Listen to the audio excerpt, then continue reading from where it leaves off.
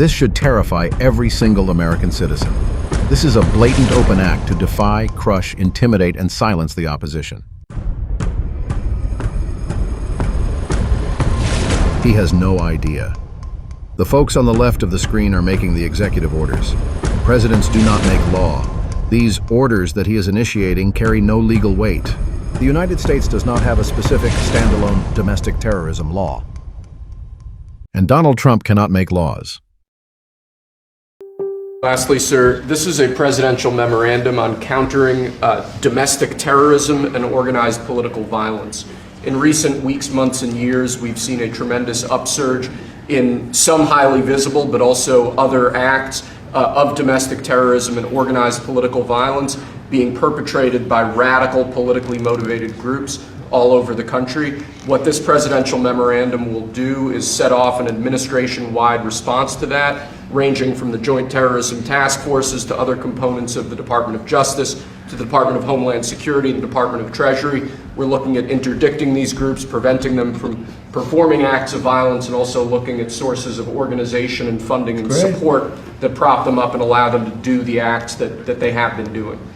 We're looking at the funders of a lot of these groups, and you know, when you see the signs, and they're all beautiful signs made professionally, these aren't your protesters that make the sign in their basement late in the evening because they really believe it. These are anarchists and agitators, professional anarchists and agitators, and they get hired by wealthy people, some of whom I know, I guess, you know, I probably know them.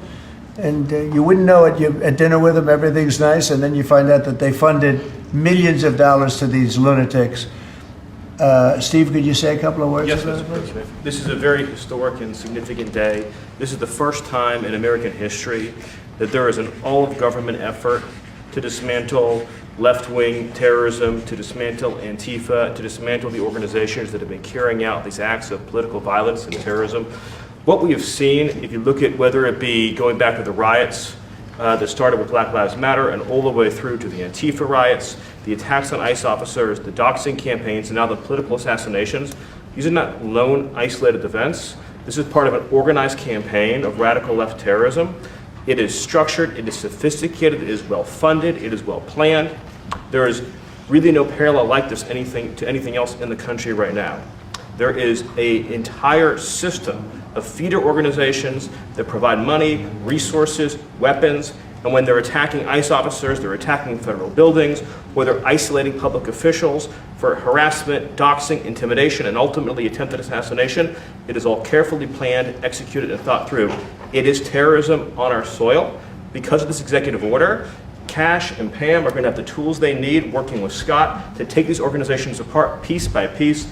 And the central hub of that effort is going to be the Joint Terrorism Task Force, or JTTF, which sits inside the Federal Bureau of Investigation. But for those at home who are worried about terrorism in this country, they need to understand, because of President Trump's strength, because of his vision, because of his leadership, we are now going to use the entire force of the federal government to uproot these organizations root and branch. And again, that's only possible because of President Trump and his leadership. Thank you. Steve Cash, please. Yes, as Steve was saying, Mr. President, thanks to your leadership, crime is going downward in a tremendous